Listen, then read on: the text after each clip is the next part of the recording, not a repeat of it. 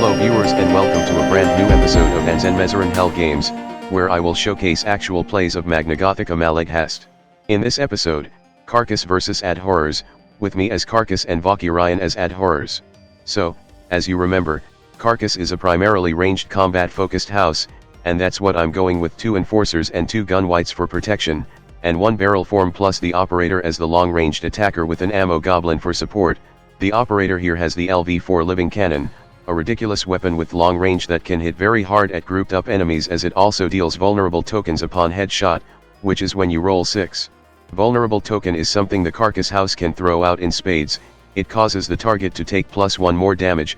It's essentially strength in a way, and combining it with strength token is an easy way to get a lot of damage out of 1 instance of damage. On the other side, we have the Abhorrers, with 2 penitents as tank, as well as the anti-priest, holy body, inquisitor, and the exorcist himself. Abhorrers, to be summed in 1 sentence, is a house you don't want to fight after round 4, they just get more power the longer the round goes on, so you really want to finish the fight soon or get rid of some of their stronger units first. Which is easier said than done when 2 of their unit types have goddamn super armor that can block 1 point of both physical and magic damage, plus the fact that their entire gimmick is throwing vitality tokens like crazy that reduces incoming damage by 1, and also has miracle, which if lucky, the unit that got slain just returned to life with a 33% chance, 50% chance when right next to the exorcist. Which means, when you fight against the Abhorrers, you want to focus on the necromancer above all else, more so than all other houses, just gank the guy whenever possible.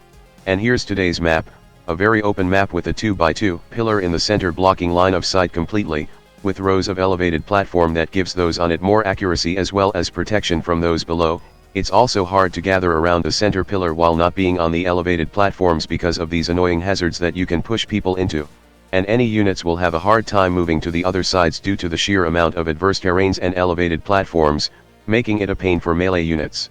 Today's goal is simple, just an elimination match. Whoever kills the other necromancer wins.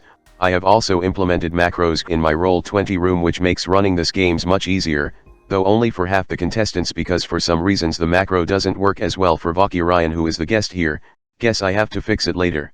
Anyway, let's roll for the initiative. And Ryan got it. They will get to deploy their units first before I do, and round 1 begins, with the anti-priest immediately using gentleness. This is a pure support act ability. The anti-priest becomes unable to move, but any ally that ends their turn adjacent to it gain 1 vitality, and with cleansing prayer upgrade, every ally around the anti-priest including the anti-priest itself is curse proof. Which is not a problem for me because CARCASS barely uses any curse, but still, while the exorcist is your main target, you should make the anti-priest a priority too because they are essentially the medic and therefore a pain in the ass. On my turn, I activate my enforcer towards the pillar and start smashing up the pillar for a better line of sight for my ranged attackers. The exorcist then attack the central pillar with holy water flail, an attack that basically deals 1 holy damage over a 3x3 area, reducing all of the remaining pillar to 1 health. This is quite an insane attack if used against grouped up enemies, meaning it's perfect against CARCASS that wants to stick together for the formation buff. And since the exorcist is ending his turn next to the anti-priest, it gets 1 vitality too. Next, I move up my gun wights to just keep demolishing the pillars, 2 of them this turn. However, this is probably something I should not have done, as I still haven't fully set up my barrel form yet, and clearing up the pillar also means that a penitent could move up and smack my enforcer with holy water, which is not an attack, so my enforcer just automatically take 1 holy damage. What is even the point of me standing on this platform? So, I decided to take revenge by having the operator firing the LV4 living cannon at the anti-priest, which is surrounded by so many things, and I just missed despite the formation bonus dice. Turns out, despite how bullshit it appears, CARCASS really needed that formation dice bonus to get good at anything. Another penitent moves in and smacks my enforcer with another holy water flail. At least the effect dice roll keeps rolling low. It would be a pain to deal with the hazard too. Just to make it clear, when you roll for attack, you roll to hit first, then if there's an effect, you also roll another d6 to see if you get an additional effect. I probably should have mentioned this in the first episode. Without a clear option, I probably should have brought in another barrel form for more firepower, to be honest. I moved in my enforcer behind the remaining pillar and that's about it. The inquisitor, the Abhorrers horror, winches its crossbow for a longer range attack next turn. Meanwhile, the barrel form also transforms to gun, giving it more range and strength for essentially the rest of the game. With both of them set up, the entire map is essentially a danger zone from these two, more so from the barrel form as it has longer range at 6 and has an easy strength source, while the Inquisitor is just more mobile. It's a good idea to deal with horrors whenever possible to get less ranged pain hurling towards your units. Finally, the Holy Body gets to be activated. Holy Body is a tyrant, specifically, it's a ranged effect tyrant that likes to stay in one spot in the entire goddamn fight, and it's probably one of the more annoying tyrant to deal with, as it can generate vitality tokens that kinda works like extra health on top of having super armor, and with ablution, it can also share those tokens around, meaning everyone around it can be tough as hell. It can also consumes vitality tokens to deal out holy damage at long range without rolling, and worse of all, it also takes a page out of goddamn Gargamix and can use bolides, throwing up to 3 hazards all the way to range fucking 6, which is basically the entire map from how big the Holy Body is. This is extremely annoying, and unless you can deal high enough damage in one attack or two, you probably should not be attacking this thing in the first place, because shooting it is what it wants you to do. It is a goddamn support tank.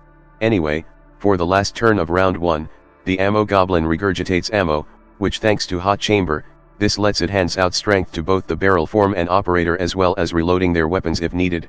However, do remember that LV4 living cannon needs to reload to fire again, so you will need to stay still to use it even with ammo goblin around. You might not be seeing the significance of it yet, but an ammo goblin is probably the most important unit in CARCASS.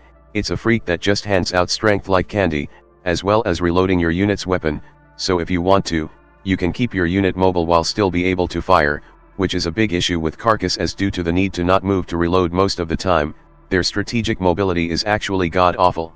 Meaning, all other houses have a much easier time putting pressure on CARCASS if you don't utilize your terrain well. Anyway, round 1 ended, and round 2 began with both sides gaining 1 soul, and the Exorcist immediately swings his holy water flail around at the Enforcer, and despite the cover, still damages both of them. I'm getting fucking cooked by Exorcist Senshi over here. Stop making sorbet over my fucking corpses. This also destroys the remaining pillar, leaving the Enforcer fully in the open. Seeing the Anti-Priest is already providing so goddamn many vitality tokens to its allies, I decided that I have to finish this round or I will never be killing anything by activating the barrel form and just fire. This deals 3 damage, bringing the Anti-Priest to 1 health, and due to it being a headshot, also inflicts 1 vulnerable token on it. The Holy Body then moves closer to its allies and spends 3 vitality tokens to use Indignation, automatically dealing 1 holy damage to both my Enforcer and my Operator, killing one of them. This also pushes my remaining Enforcer into a hazard, which deals 1 damage when its turn starts. Which is what I start immediately afterward, and the Enforcer flashbanged the Anti-Priest, pushing the Holy Body, a Penitent, and the Exorcist away, and also, this kills the Anti-Priest even with magic armor due to the vulnerable token, and it fails the miracle roll. The closest Penitent then excoriates the remaining Enforcer, not that it will damage it anyway due to physical armor, but the Penitent also gets a vitality token due to the stance bonus. Also, I finally remember about the soul thing, and both sides get 1 soul from their units dying.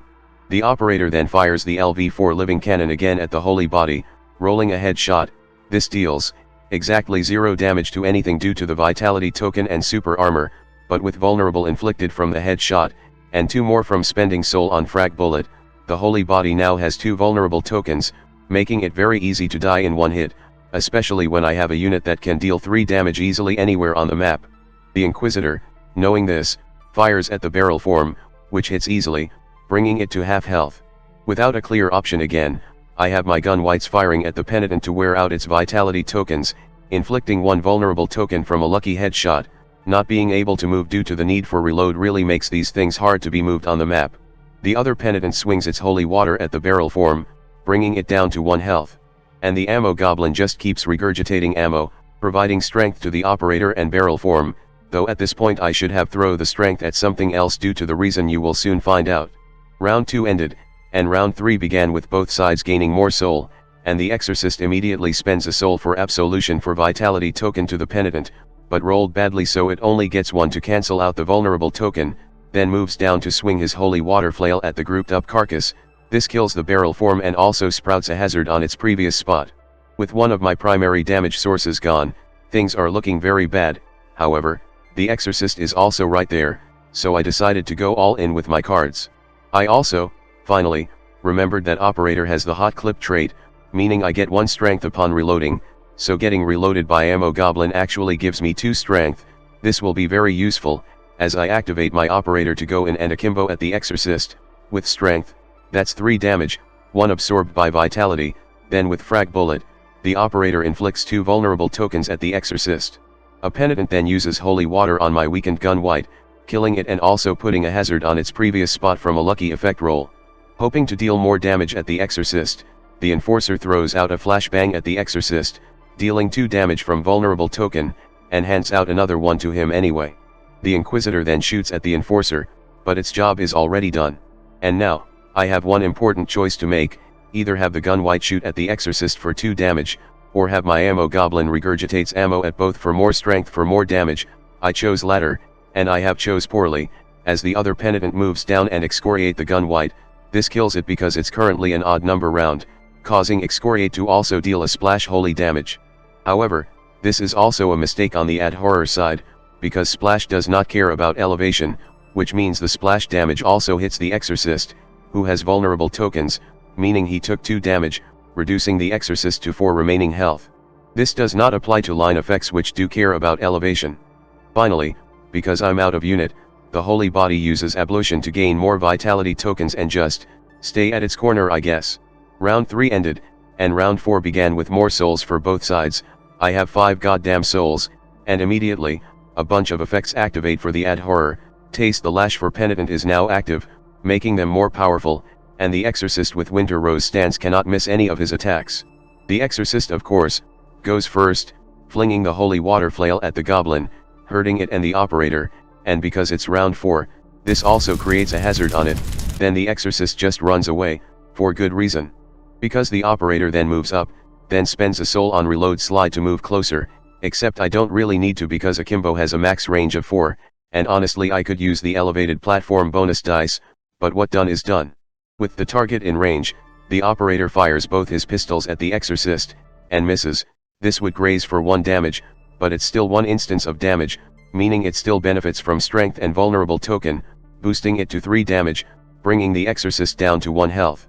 And I have double tap, a soul ability that can be triggered if the target you shot at reaches 1 health, to deal just 1 more armor ignoring damage to them. And thus, the game has ended. So, to sum it up, never underestimate a necromancer with an absurdly huge amount of soul. There's no limit to the number of soul abilities you can use in 1 turn, so they can dramatically change the game if used correctly. Secondly, even if your tanks are closer to the enemies, there's no guarantee that they might decide to attack it instead of your more important and vulnerable units if they are close enough, as both sides in this match painfully finds out.